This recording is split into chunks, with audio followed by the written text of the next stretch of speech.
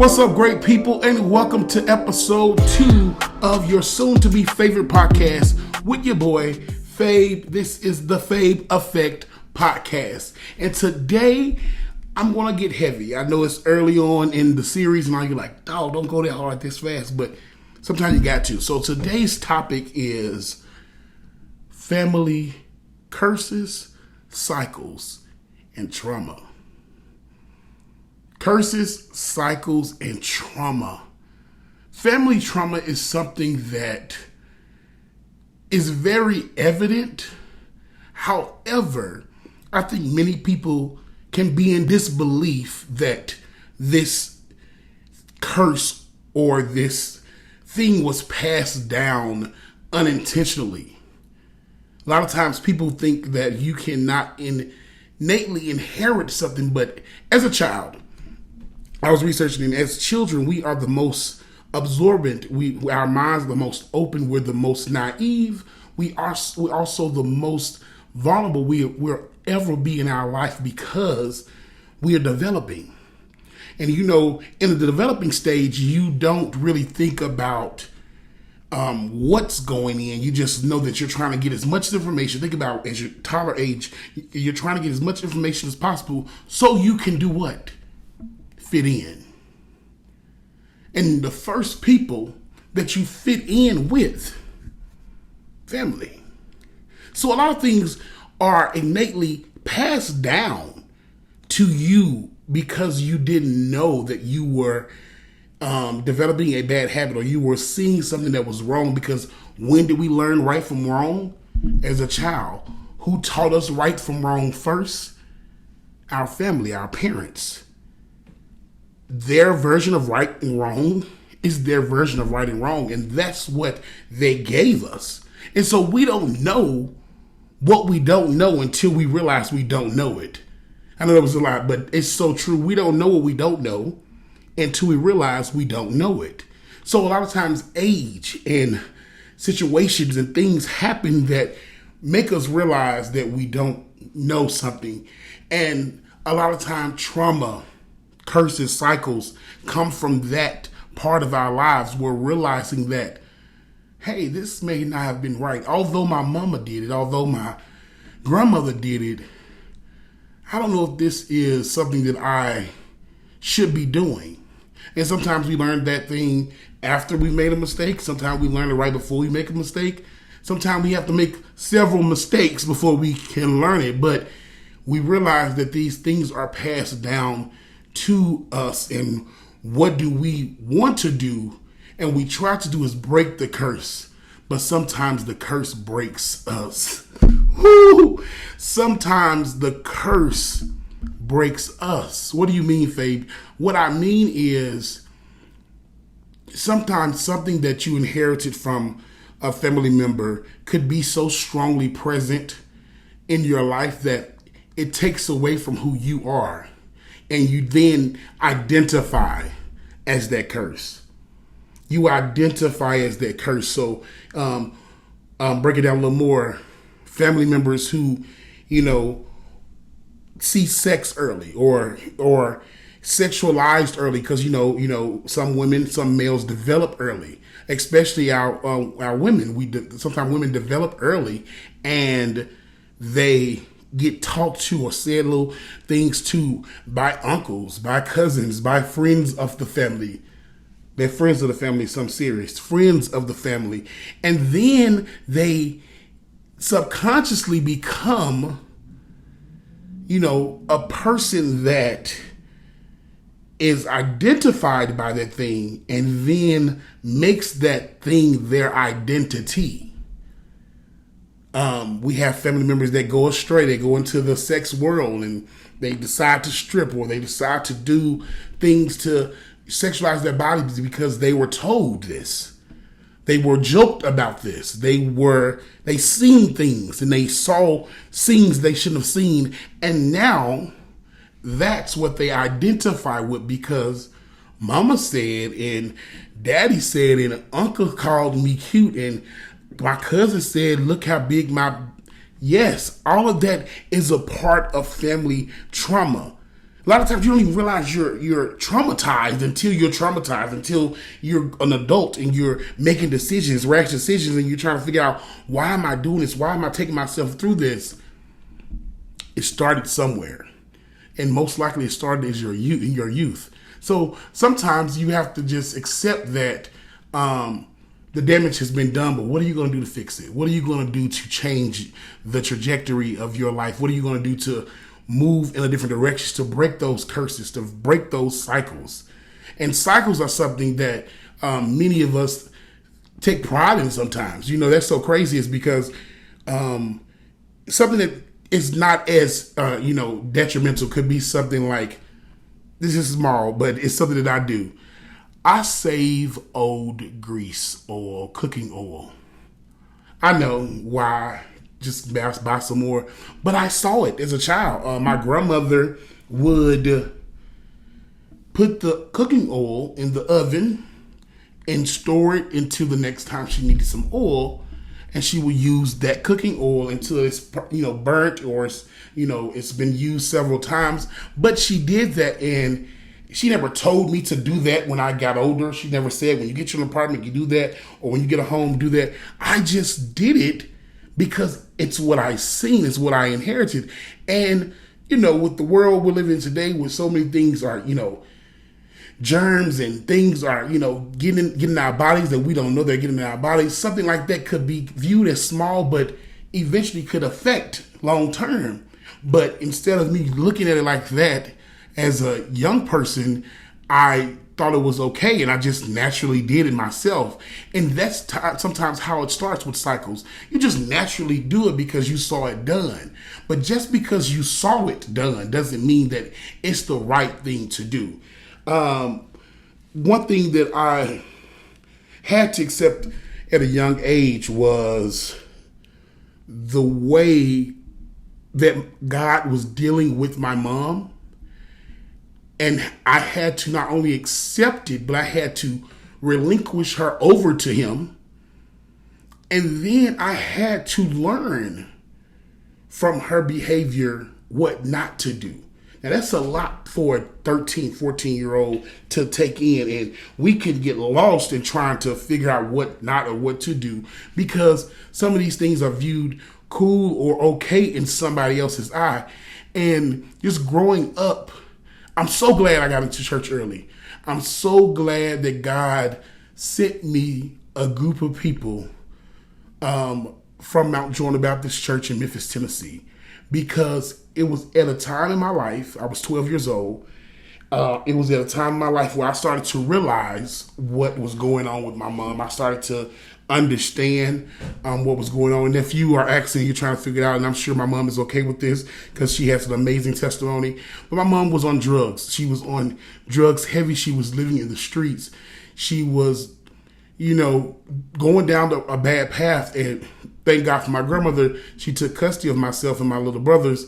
But being the oldest, I knew my mother before the drugs and I knew her after. And so when we went to live with my grandmother, I was thankful and grateful because I knew the environment wasn't safe that we were living in. However, that was my mom, and so I was torn between being mad at her and missing her and loving her and wanting her because that was my mom. And you grow up and you think, you think that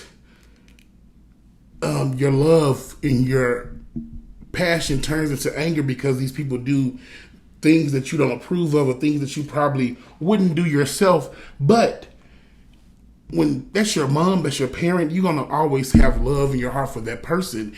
And so as a 12-year-old, 13-year-old, 14-year-old going through middle school, I was trying to find myself, trying to figure out who I was. I was also trying to understand this new role of not having the traditional household, because it wasn't until middle school where that became so prevalent.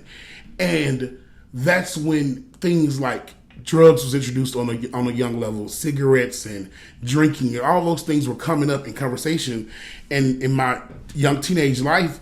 And I was deciding whether I was going to participate or whether I was going to not participate. And being that my mom had went down that path. It was currently going down that path at the time. I was so afraid of what could happen if I did this and I did that. And so the cycle stopped with me only because my fear of what could happen.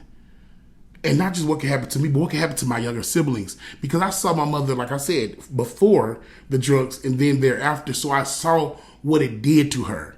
And so sometimes you have to be scared out of that cycle. And I was scared out of that cycle as a young teenager. But there are some times where people get older and start to feel, the pressure of life and the pressure of the world. And you start to like revisit those moments and those conversations. And I'll be honest and I'll be transparent.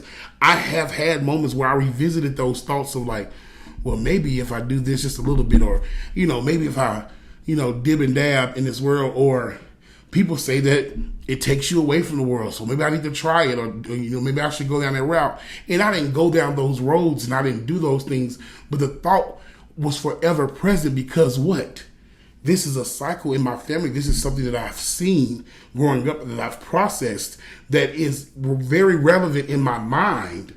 And so then what I had to do was put up my defense, which is God, and I had to fight the thoughts and fight the mindset that may have captured my mom at some point in her life. I'm glad to say that my mom is, free of drugs. She's delivered from those things, and I still love her the same. But that journey was not easy for none of us.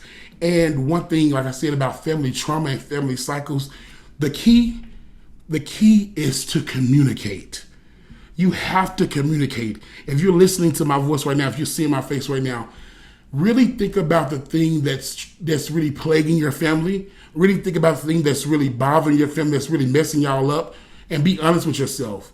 And figure out a way to bring that conversation up. One thing about Black people, one thing about my family in particular too, we love to sweep it under the rug. We love to act like it didn't happen. But how can you heal if you don't talk about what happened? And not only talk about what happened, but you have to also talk about the perspective of everyone that it happened to. Because we all have different perspectives, right? We all see it from a different angle. What they say, there's three parts to every story. There's the one person's side, there's the other person's side, and then there's the truth. And so we have to go down that journey of having the conversation and communicating about these things, because family trauma is going to forever plague your family if you haven't talked about it. And I know some things are very hard to talk about. As young people, we go through molestation. We go through, being robbed. We go through moments where our domestic violence was prevalent in our household. We go through moments where we didn't have a lot. And so not having a lot made you feel less than.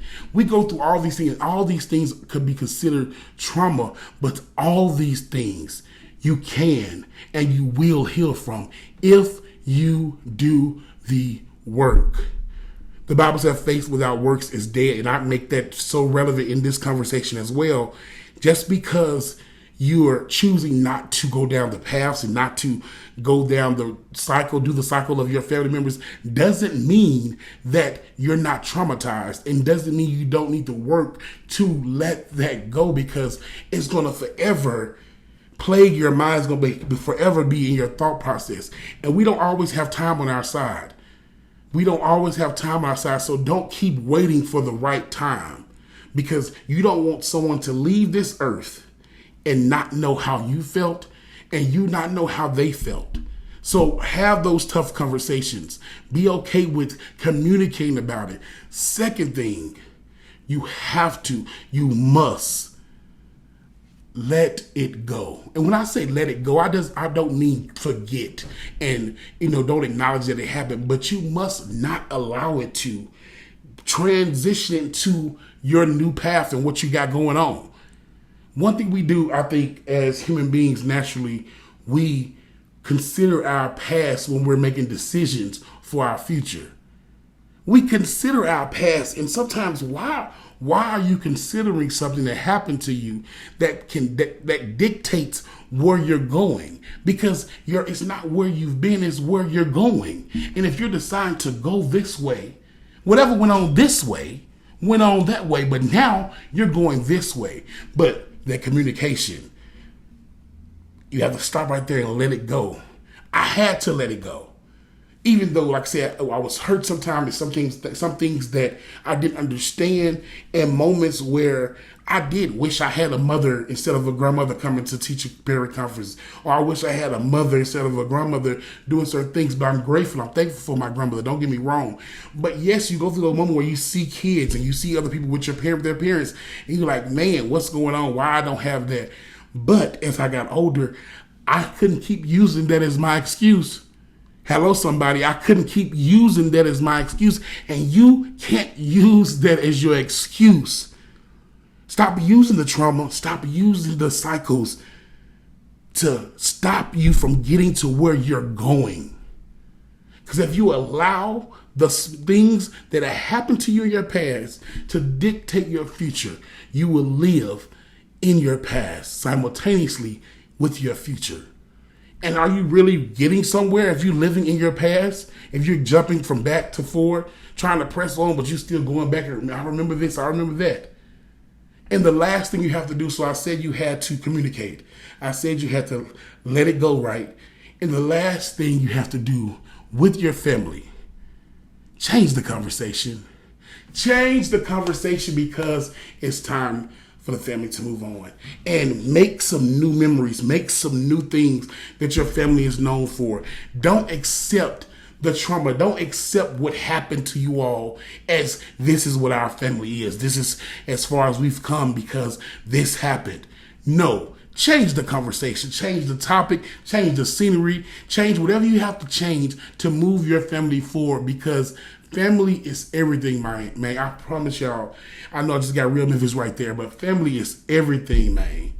It is, because as I went throughout life and as I go throughout life, I go through these moments where we love to create families. Like, we love to have a group of people that you decided was going to be your friends, or decided was going to be your mentees, or decided was going to be your family. And that's great. And that's all fine and dandy. But there's nothing like the people that know you from childbirth, that know you from upbringings, that know you and are able to contribute to your greatness, and you're able to contribute to a legacy. That family is important, even though sometimes family can be a lot. And yes, I'm not saying that you have to deal with everyone in your family because family is important. I'm not saying that at all. But family is important, where you need to have a foundation somewhere in your family that keeps you, that motivates you, that pushes you, because it's that legacy that you're continuing. It's that legacy that you're going to change and you're going to move to the next level. It's that legacy that you have the ability and the right to take it to the new heights that you want to take it to. I love to read quotes online. I'm an Instagram junkie. I be on Instagram all the time, and I'm always going through videos. If you go to my page, you will see that I'm always posting videos, reposting videos of quotes and things people are saying. And I remember TD Jakes saying one time that your family history only dies when you stop contributing to it. Your family history only dies when you stop contributing to it. So I ask you that today as we close this episode 2 of the Fabe Effect podcast. Have you stopped contributing? Have you contributed? What is next for your family? Because you matter, and you can change the cycle. You can change the trauma. You can move your family in a new direction. But you got to have that conversation. You got to let it go. And you have to change the conversation. I hope that blessed you like it blessed me. Shout out to my beautiful mother, Valerie Hurd. I love you. I'm proud of you. So proud of you. Shout out to my grandmother. Shout out to my family, the Hurd family, a strong family. We've been through a lot. We go through a lot. But we come out on the other side better because the people and my cousins and I and my brothers who are leading the family now, we know where we're going because we're not afraid to have those tough conversations. And it took us a long time to get there. So I challenge you and your family. Take this week, call home, check on that cousin that you fell out with. Check on that aunt that don't really do well with your mom. Check on that uncle that never really got it together. Figure out their stories. Figure out what you can do to change the trajectory of your life. Have those tough conversations. Have family meetings. We got a family chat on Facebook. It started off as something that we just want to keep communication, but it's grown to something that really feeds my soul. I'm able to see, my nephews grow up when I'm not there in person through the chat, so really think about the trauma that has plagued your life. And I'm going to have a guest on. We're going to have a part 2 to this, not next, but we're going to have a part 2 to this because I want to have a guest on so we can really dig deep into the mental state that plagues the family, because a lot of time it's the mentality, it's the thought process, it's we haven't went further than this, so I don't believe we can go any further. It's that crab in the bucket theory. A lot of those things are plaguing our families, and we have to get our families back. Family matters. God bless you. God keep you. Thank you for taking the time out to listen to the Fame Effect podcast. We will be on next Thursday. See you next Thursday, great people. And remember, the best leader works to make even better leaders. So lead.